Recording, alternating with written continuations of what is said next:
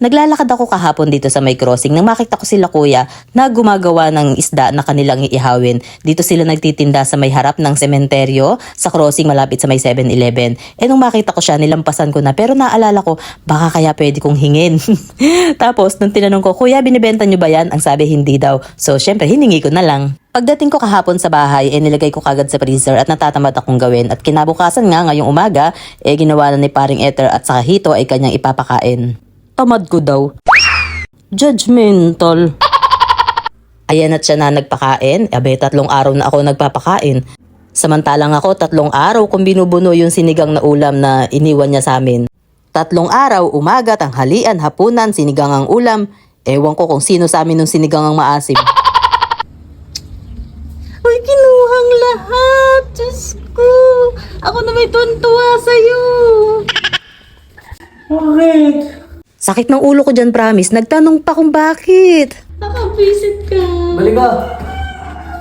Asa rep? Tangi pa, paano mabubuhay ako nasa rep? Hindi pa malamig to. Kaano lang ngayon. Apa to? Naku, hindi na mabubuhay yan. Ebe, kahit itlog niya i-ref ko, di na mabubuhay. Ay! Yung dash man ba dyan? Bakit nga? Tignan mo yung ugali mo talaga. Mabisit ang putya. Nandun na siya, eh. Utos pa. Kaya ayokong kumatabi sa'yo. Dami mo utos. Ako yan, hindi lang pumatok. Ayan. Hindi lang pumatok. Ba't winawalisan mo pa? Tinatanggal ko, lalagyan ko lang ano. Diba? Exiban. Tinatanggal ko lang. Tutulungan ko sana siya kaso sumasagot ng pabalang. Panoorin ko na nga lang. Ayun, di ko pinapansin. Pagkatapos maglinis, nagpaawa sa may hagdan. Tapos last week, nag-sorting kasi kami. Marami kasing maliliit, maraming malalaki. Hindi pwedeng magsama-sama sa pan kasi kakainin ng malalaki yung maliliit. Wala pa nga kaming available na pan kasi nga, lagi na lang may problema yung 3 tangke.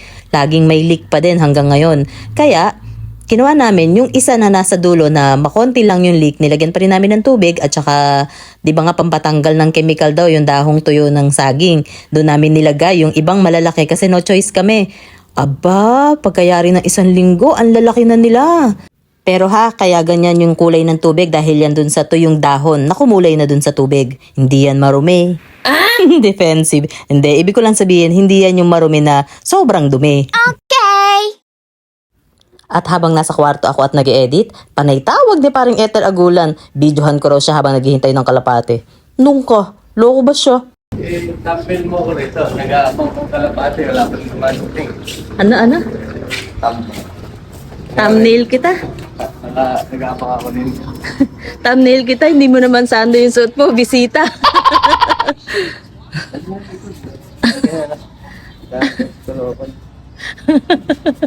Pakita mo yung loop. Inutusan pa ako. Tapos dito. Ano ba? Paano ba gusto mo? Yan nga. O, tapos.